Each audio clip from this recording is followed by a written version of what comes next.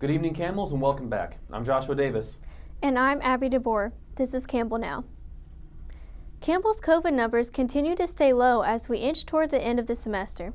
The most recent figures show 2 student cases on campus and 11 off campus. The numbers are in contrast to several local campuses that are dealing with spikes in the disease. Just a few weeks to go here until exams and graduation. State and local medical officials are focused on reaching President Biden's May 1st goal. North Carolinians in Group 4 can sign up for the vaccine starting March 17th. Those in Group 4 include people aged 16 to 64 with higher risk medical conditions. North Carolina plans to vaccinate other essential workers and other people in closed group living settings on April 7th. North Carolina is administering a little over 200,000 doses per week in the month of March. The goal is to get up to 350,000 doses per week. In the month of May, they predict that 200 million Americans will have the dose, in June 100 million people will have the dose, and in July 200 million will have it. Dr. Anthony Fauci thinks federal COVID guidelines will be more relaxed by the 4th of July. The comments from Fauci come after the CDC guidelines were recently released. The new CDC guidance allows people who are fully vaccinated against COVID to safely visit with other vaccinated people and, under some circumstances, visit small groups of unvaccinated people.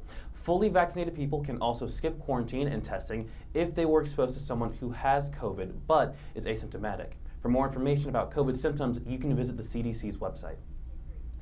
Universities around the country scaled back the traditional spring break holiday or canceled it altogether. Despite the precautions, some students are continuing to hang around beaches for spring break. The Sunshine State saw an influx of traveling students over the weekend. Friday night, 2 Miami Beach police officers dispersed a large crowd using pepper balls after 2 officers were injured. At one point, there was a crowd of more than 200 people blocking traffic at Miami Beach. Some universities are getting creative in their attempts to get students to remain at school.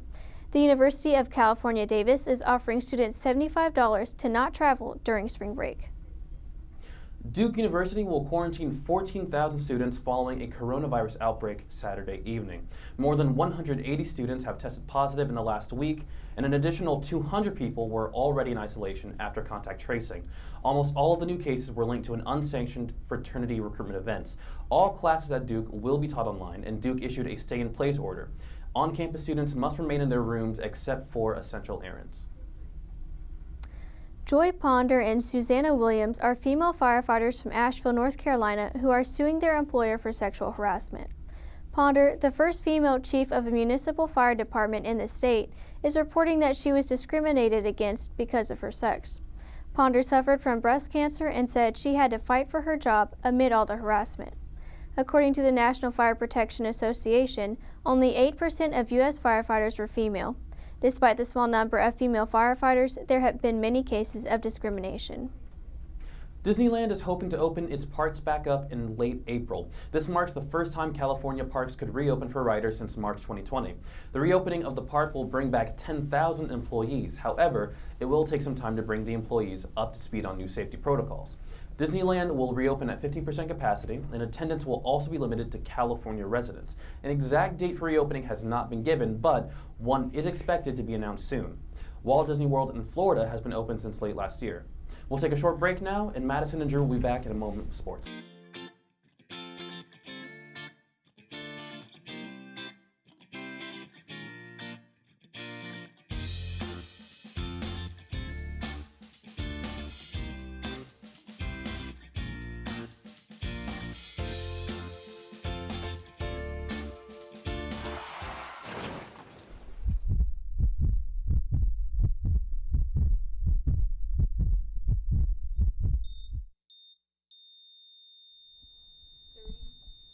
Welcome back, Camels. This is the Campbell Now Sports segment. I'm Drew Ellis, and with me is Madison Thompson. Campbell's bid for its second Big South Championship title fell short this past Sunday. Campbell lost 62-46 against the top-seeded High Point. 7 players from Campbell's wrestling team qualified for the 2021 NCAA Championship. The wrestling tournament will be held in St. Louis. Campbell's 7 total NCAA qualifiers beat the program's previous all-time high of 6. So good luck to the boys. The Campbell University athletics teams had another busy weekend of competition. Campbell baseball won its series against Upstate this past weekend. Finally, women's soccer had a dominant win, beating Upstate 5-0 with Jessica Donald scoring a hat trick.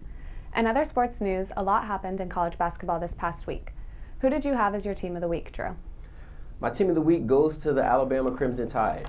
They had the SEC Tournament Championship this weekend, and they did a great job beating LSU 80-79. So I think that they will go really deep in the tournament this year because they look really strong scoring on offense with multiple players that can score the ball, and then they do a solid job on defense. But Madison, how about you? My team of the week was Oklahoma State. Last week I projected that they would go deep into the NCAA tournament, and this week they proved that to be true. They had a very dominant win over Baylor. Baylor is the first seed in the Big 12 tournament and ranked number 2 in the country. So that win was very impressive, and I'm excited to continue to see what they do down the stretch. This week also had a lot of special performances. However, which player impressed you the most? Player that impressed me the most would go right back to University of Alabama because the Tide were on a roll this weekend. Javon Quinnerly, who was a sophomore, scored 14 points while adding in another 5 rebounds and 5 assists. So he did really good this tournament, but the thing about him that's most interesting is that he transferred from Villanova University. And while doing so, he had to get adjusted to a new coach, new team, new city, and he's done a great job this year. So I see them going really far in the tournament, and Javon will probably have a great rest of his season. But Madison, how about you?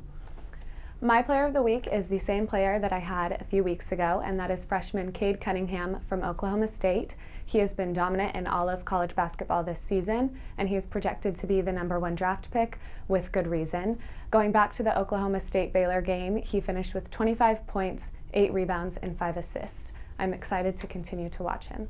The NCAA released its bracket for March Madness this past weekend. So Drew, what matchup are you most excited to watch? I'm most excited for the first round of games, specifically UCLA versus the Michigan State Spartans. Both are historic programs when it comes to basketball, and this is the first time that they'll be playing each other since 2019. Both of them need to win in order to remain successful in their hopes to continue in March Madness. But Madison, how about you? I am excited to watch all things basketball this week. It's the beginning of the March Madness tournament starting Friday. But like you said, I also am looking forward to the UCLA-Michigan State game on Thursday. You have a Pac-12 and a Big Ten team competing against each other. I think that will be really fun to watch, and there's also a lot on the line. Whoever wins that game on Thursday will play BYU on Friday to start the tournament. That's all the time we have today. Thank you for joining us on Campbell Now. Check us out on social media at Campbell CUTV. Be sure to leave us a like, comment, and share what you think about today's topics. We hope to see you next week, and until then, I'm Madison Thompson. And I'm Drew Ellis. This is Campbell Now.